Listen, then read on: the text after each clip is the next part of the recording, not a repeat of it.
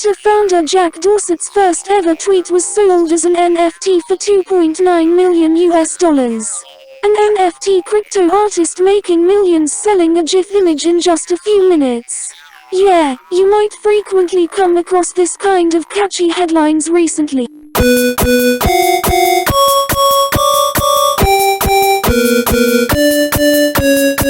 That may even make you immediately search for some unused image files on your computer's hard drive, which you hope could also be minted as an NFT, non-fungible tokens, for sales. My creator Pinkwork Extraterrestrial also asked me whether I could turn my alien messages into an NFT. First off, you have to know what is crypto art. It doesn't mean there is a newly developed technology to encrypt your digital contents, images, video, poem, etc. so that only those who bought the ownership could open or enjoy it. You know that is impossible. The core concept of blockchain technology is about public ledger and decentralization. When this technology is applied to an art piece, not currency.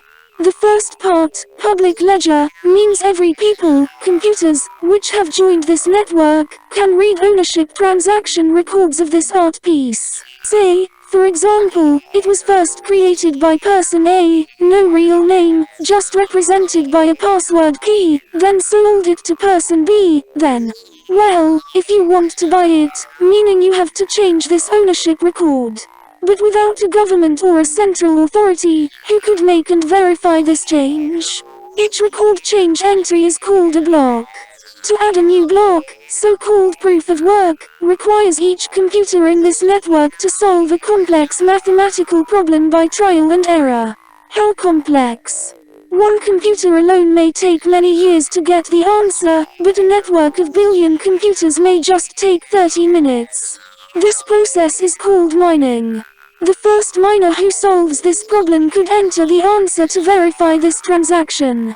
Though each miner who found the solution could be rewarded in cryptocurrency, no single person or organization has incentive to dominate the mining process and so become the hidden central authority. Why? Cost of buying numerous computers and electricity bill of running them are huge. That way, each computer within the network has a chance to confirm a transaction, no one can monopolize this process, and no central authority is required. Once a transaction is confirmed, the updated record will instantly broadcast to all computers in the network. Not only that, the complex mathematical problem mentioned above is generated using contents of the current and previous block. This means if someone tried to change one block, proof of work on all blocks prior to this block will become invalid. That's why people call it a chain, all past entries can never be altered. Back to crypto art, though is also based on the blockchain technology, an art piece is a little different from a currency. For example, my 1 Bitcoin has the same value as your 1 Bitcoin.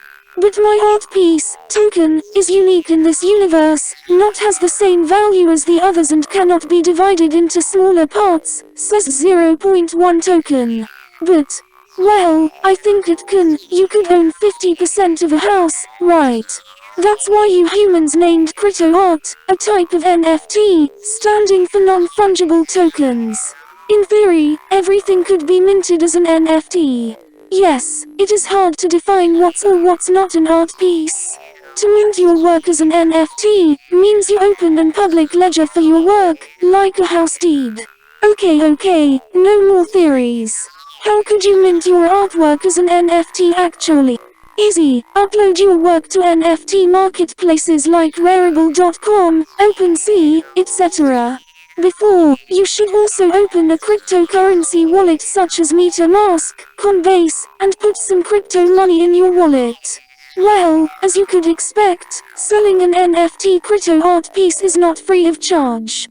You have to pay the minting fee and gas fee for each transaction.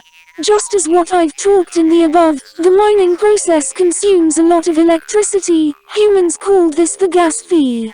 By the way, anybody could tell me the carbon footprint of the NFT trading, lower or higher than beef?